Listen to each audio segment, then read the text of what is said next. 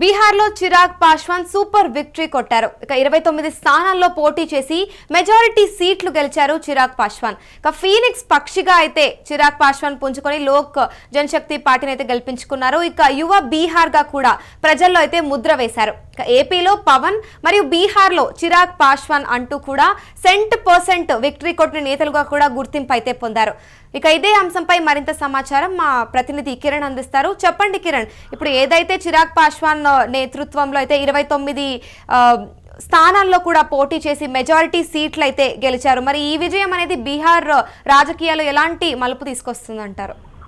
అమూల్య, బీహార్ రాజకీయాల్లో పాస్వాన్ ఏదైతే ఎల్జేపీ నుంచి పాస్వాన్ ఉన్నారు, పాస్వాన్ సంచలన విజయాలు దిశగా దూసుకుపోతున్నారు.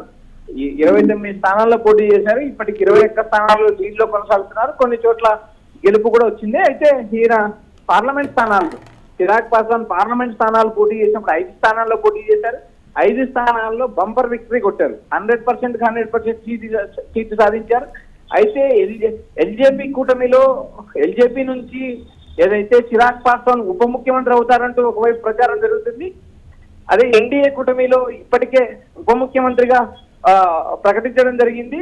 అయితే ఏదైతే ఉప ముఖ్యమంత్రి స్థానంలో ఒక కీలక వ్యక్తిని ముఖ్యమంత్రిగా నియమిస్తారు, నితీష్ కుమార్ ను ముఖ్యమంత్రి పీఠం నుంచి తప్పిస్తారని కూడా ప్రచారం జరుగుతుంది. అది జరుగుతుందా లేదా అనేది మనం వేచి చూడాలి. ఇప్పటికైతే ఏదైతే చిరాగ్ పాస్వాన్ ఉన్నారో, ఏపీలో పవన్ కళ్యాణ్ లాగా ఆయన గతంలో అవమానాలు ఎదుర్కొన్నారు. తిరిగి ఏదైతే 2024 ఎన్నికల్లో ఘన విజయం సాధించారు. 21 స్థానాలు పోటీ చేశారు, 21 గెలిచారు. 2 ఎంపీ స్థానాలు పోటీ చేశారు, 2 గెలవగలిగింది. అయితే ఇప్పుడు పాస్వాన్ కూడా అదే స్థాయిలో పవన్ కళ్యాణ్ లాగా భారీ విజయం సాధించబోతున్నారు. ఈయన ఉప ముఖ్యమంత్రి అయ్యే అవకాశాలు ఉన్నాయని ఒక ప్రచారం జరుగుతుంది. అయితే ఇప్పటికే ఉప ముఖ్యమంత్రి పదవి, డిప్యూటీ సీఎం పదవి ఏదైతే సామ్రాజ్ చౌదరికి ప్రకటించడం జరిగింది. అయితే బీజేపీ నుంచి ముఖ్యమంత్రి పదవి వస్తుందా లేక నితీష్ కుమార్ ముఖ్యమంత్రి అవుతారా అనేది మనం వేచి చూడాలి. అది 2-3 రోజుల్లో తెలిసే అవకాశం ఉంది. ఇప్పటికైతే ఏదైతే చిరాగ్ పాస్వాన్ గతంలో అవమానాలు ఎదుర్కొన్నారు, వాళ్ళ బాబాయ్ పశుపతి పాస్వాన్ పార్టీని చీల్చిన తర్వాత కూడా ఈయన ఏదైతే చిరాగ్ పాస్వాన్ బీజేపీతో నడిచారు. గత పార్లమెంట్ ఎన్నికల్లో పోటీ చేశారు, 5 సీట్లు సాధించారు, 10% రిజల్ట్ కొట్టారు. ఇప్పుడు కూడా 29 స్థానాలు పోటీ చేశారు. అందులో మెజార్టీ స్థానాలు గెలిచే అవకాశాలు స్పష్టంగా ఉన్నాయి. ఇప్పటికి మనకు అందిన సమాచారం ప్రకారం 21 స్థానాలు దాదాపు గెలిచే పరిస్థితుల్లో ఉన్నారని మనకు సమాచారం అందుతుంది.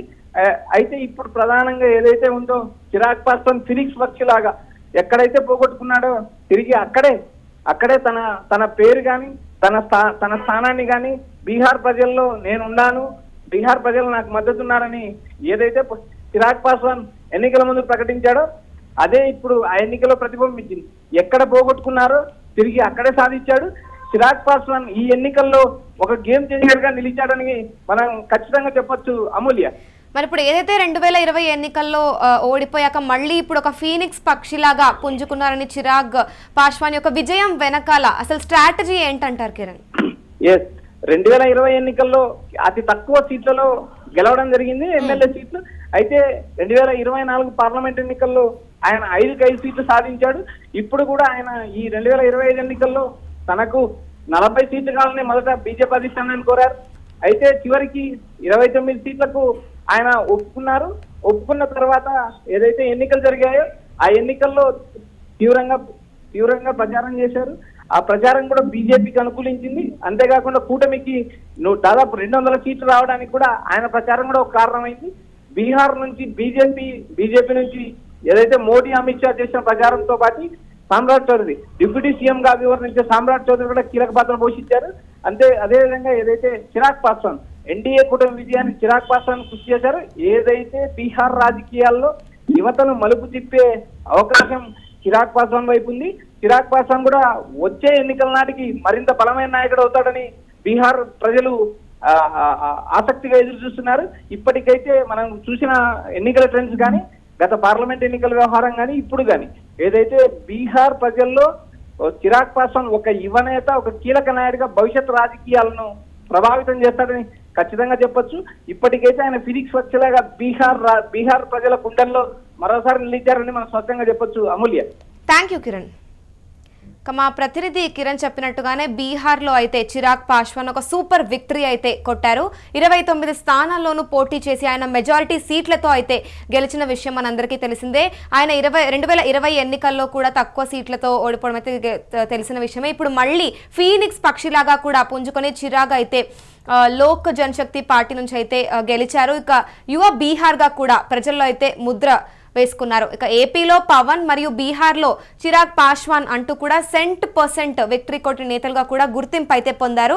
ఇక ఈ ఏడాది బీహార్ అసెంబ్లీ ఎన్నికల ఫలితాలు కేవలం ఎన్డీఏ కూటమి ఘన విజయాన్ని మరియు ముఖ్యమంత్రి నితీష్ కుమార్ మరియు ప్రధాని నరేంద్ర మోదీ ద్వయం ప్రభావాన్ని మాత్రమే కాదు, ఒక యువ నేత రాజకీయ ఆవిర్భావాన్ని కూడా బలంగా చాటి చెప్పాయి.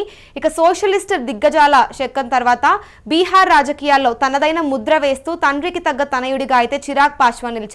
ఇక చిరాగ్ పాస్వాన్ అయితే వచ్చే ఎన్నికల్లో కూడా గట్టిగానే మంచి ఇంపాక్ట్ అయితే క్రియేట్ చేస్తారని కూడా అభిప్రాయపడుతున్నారు.